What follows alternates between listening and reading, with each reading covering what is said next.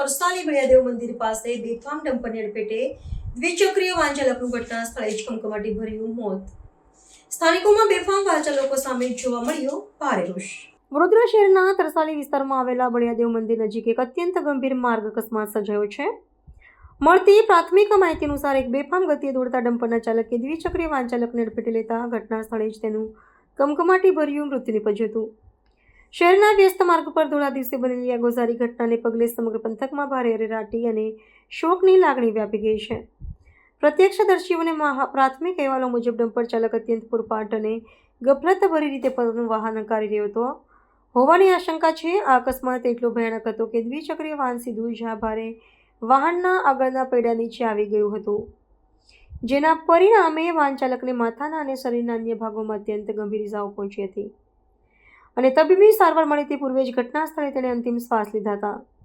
આ કરુણ દુર્ઘટનાની જાણ થતાં જ આસપાસના સ્થાનિક નાગરિકો મોટી સંખ્યામાં ઘટના સ્થળે ઉમટી પડ્યા હતા અને તાત્કાલિક સ્થાનિક પોલીસ પ્રશાસનને જાણ કરવામાં આવી હતી.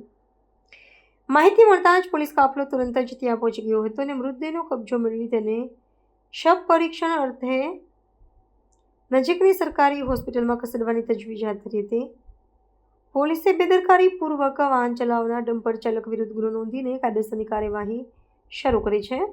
જ્યારે બીજી તરફ સ્થાનિકો દ્વારા માર્ગો પર મોતનો સામાન બનીને દોડતા આવતા બેફામ વાહન ચાલકો પર કડક નિયંત્રણ લાદવાની ઉગ્ર માંગ ઉઠાવવામાં આવી છે. હા, અમે ઓળખીએ છીએ ને. શું નામ છે એમનું? બેરુ દોલતરામજી મારવાડી. એ શું કરે છે? રિપેરિંગ કામ કરે છે, ટ્રકોનું, લક્ઝરીનું, નાનું મોટું. અને ક્યાં રહે છે એવું કંઈ ખબર પડી? સન ગોલ્ડમાં રહે છે મારા ખ્યાલથી. અને આપણે અકસ્માત થયો એવું કેવી રીતે જાણ થઈ? મને અત્યારે 2-3 જણા આવ્યા ગેરેજ પર કહેવા કે બોલે તમે ઓળખતા હોય તો તમે ચાલો. તો અમે અહીં આવ્યા, અમે એમને દેખ્યા એટલે અમને ખબર પડી કે આ દોલતરામ જ છે. શું કેવું છે જે રીતે અકસ્માત થયો છે કંઈ ખબર? હવે એના અંદર તો મેં શું કહું હવે.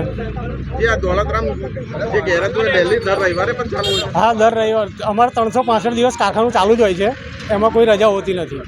અમે નાનું મોટું કામ કરીએ એટલે કામ આવે એટલે અમે આવીએ છીએ કામ કરવા. એ શું નામ આપણું? મારું નામ ફિરોઝભાઈ.